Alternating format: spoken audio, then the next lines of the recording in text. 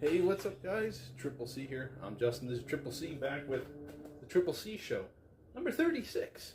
So, we're doing things a little differently, obviously.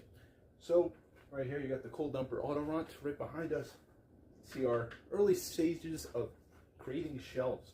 I don't know if we've talked about it too much, but we are going to be putting a 2-layer shelf. So, one car on the bottom, one car on the top. We're running out of room back here, so we need this. It's imperative that we get this done so that way we can complete other cars. Let's go back to the Tiger because I'm going to talk about our Tiger plan. Now, we've talked about it before, but we haven't really went into detail. Of course, see, we got our own whiteboard. That's what it is. And this is paying homage to back when we were in college. When we were in, well, we're in college now, but in the early stages of college, we had a whiteboard. And this is where we really concepted a lot of things. I feel like a whiteboard is definitely a symbol of good luck, I guess, for the Triple C company, because we had a lot of progress mapped out on this. And I feel like ever since the whiteboards went away, the progress in terms of us talking about future have went away. Of course, it's different now. We're all about, well, we're more about the now than we are about the future. The future's already been talked about many, many times by us. Right now, we're talking about the way we're going to step to the future. I'm going to use it right here. So now, without further ado, let's get started with our Tiger. Of course, we have our lights.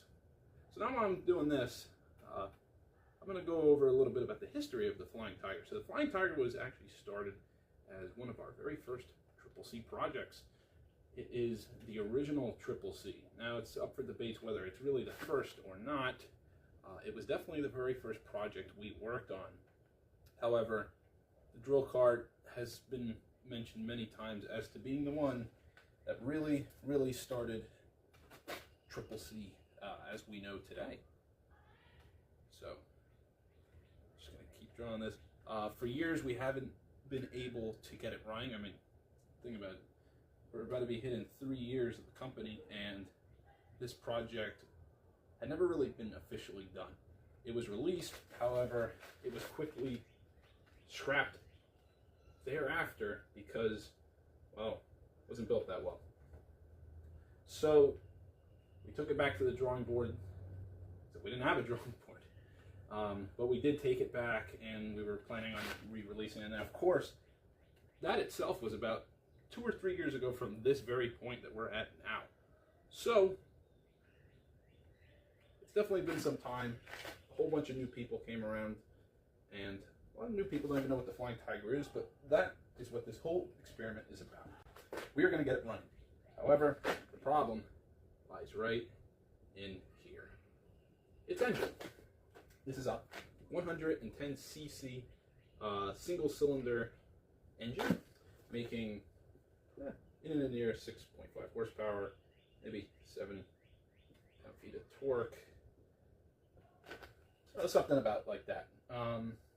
However, this engine went kaput a long, long time ago, and we found out that the Tiger would never ever run again after we had some actual real how do we call it, work done to it in terms of wiring.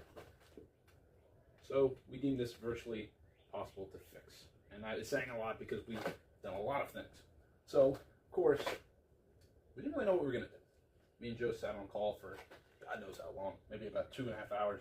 Just as Joe was ready to head off because we couldn't come to an agreement, he came up with this idea. We take the air compressor out of our Libra, the prototype that we made for a future sports car of the same name, and take the engine, well, not literally, but take the same engine and take it out and shove it into the Tiger. Because the future, as we've said many times, is air. We really, really look towards the future of air-powered cars. So what better way to relaunch the Tiger? And it just so happened that we had such the perfect opportunity. Stars really lined up for it. So took the engine out, and that's where we're at now. This thing was shoved out, and in its place, we are looking to put an air compressor inside it. Now, this is really where we get to the meat of this video. How we're going to do it. We've talked about this up to this point, but we haven't actually said how. So of course, we're gonna have our air compressor. We're looking at, this is a really bad air compressor, jeez. But this air compressor, same one as the Libra. We found out that this exact air compressor actually fits better than the hot dog style, which is, well, looks like a hot dog versus a pancake one.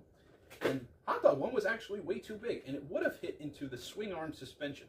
A little background on that, a lot of quads have this little piece, even motorcycles have it, where this is your suspension. That lever goes up and down, and that is what controls your rear axle for bumps. So you use one spring for two different things. So it's like a solid rear axle per se. So this pancake compressor looks like it's going to fit as of right now. So the plan is that this is how the Flying Tiger's little engine bay looks, I guess. This is your swing arm for the rear. What we're going to do, we're going to put our air compressor in here. I think I'm going to get rid of that frame because it's virtually impossible to really see the logistics of this. So we're going to put our air compressor in there. We're going to mount it onto a wooden floor, most likely, like the ones you see for these shelves, something like that. We'll cut it to a specific diameter, so it should be able to be held in perfectly. And of course, you have your foot pads, which are part of the frame. As long as we can kind of friction drive the wood into both of those foot pads, it should lock it down. Of course, we're going to do more modifications to really hold it down, but it'll be nice and smooth there. Then we plan on doing the same thing we did with the Libra. Have some air lines and go have it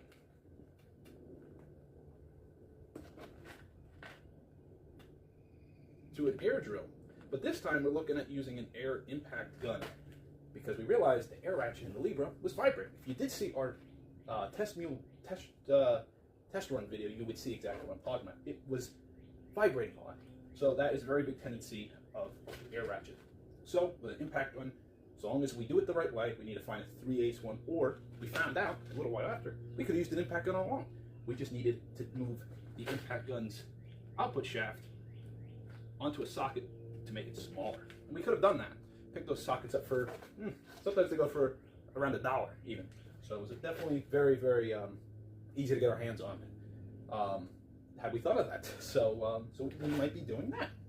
So with the drill there, we're then going to drive that same chain through a sprocket, which I think the sprocket has posed a huge problem. We're right now looking at a 14-tooth sprocket, and it is a number 40 sprocket, and I am looking because the chain is a 420, number 420, and that chain is pretty well done by what I've seen with a number 40 chain, or number 40 sprocket for that matter.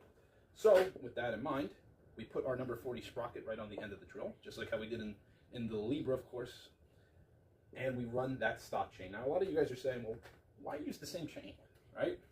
That's kind of dumb. Well, the reason being is because to take this chain off, we have to take a link out, and we've already seen how hard that is. And if we were to put a new chain in here, we would have to take the old rear sprocket out. Now there's already a sprocket on the rear, in the middle of, or like this, in the middle of the two back wheels. Sprocket right there. And that is the correct size for the 420 chain. The only problem is that the bore is too big to really stick it onto an air impact gun, so we need a smaller little socket, sprocket, sorry. So with all that in mind, we rig up some hand controls. The dials will be right here, so you can maybe put like little windows, you can look down into them, things like that. And I'm also looking to see if we can do this, just like we did in the Libra, to have it where the compressor, well, they keep getting worse and worse as I draw them, where it plugs into a little outlet, basically. God, what are these called? Circuit breaker, I guess we'll call them. Where you can put multiple different things into it. We did the same thing with the Libra. So this would be your kill switch right here. We'll call it KS. Okay, so the kill switch will be right there. So you can shut it off. But I figured we do one better. They sell some ones online for $10 where you can now have a remote, looks like a regular car remote. You can use this remote to communicate with this thing, which will then turn on your compressor. So the compressor, as you know with the Libra, it needs to boot up to a certain PSI, and that takes some time. It takes about 4 minutes for the Libra compressor. So when you really think about that, you want to get to driving these things ASAP. And when we got to move these things, not so much even when we drive, but when we have to move the Tiger out of here, let's say we're cleaning up the place, it's a lot easier to just press a button and to have this thing all started and ready to go, rather than wait for it to boot up. So all you have to do when you get here, you just turn the little dial as you do, and you're ready to go on an air-powered ride. How quick is it going to be? We don't know. And frankly, we don't care too much.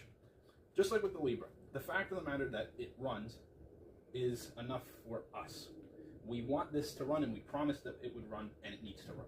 To really put the amount of investment into making the Tiger run as fast as it can is definitely a no-go, because we still have, after the Tiger, we still have the Comet, and we still have the Nova V, and we still have another really interesting one, of course, but we also have called the CCC Soul. I don't know. Shit out of luck, let's say. So, yeah, so we still have a lot of projects we still have to do. These two, we want to see if we can get done this year. So, we're running out of time, and we also have to do the shelves before anything. So, time is lucrative. So, if you really think about it, we're going to have all this done by August 4th, and in any time that we finish beforehand, get started on our Comet. So that is the idea for our CCC Flying Tiger, air-powered quad, basically. I guess to call it an air-powered quad would be the easiest way to really explain it to everyone. But yeah, I definitely think that this is definitely going to be quite the challenge, even though we have done things like this before. We have never done it with the quad, and the fact of the matter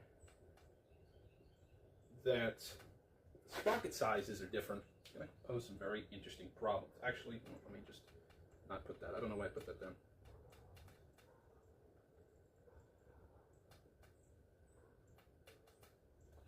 All right.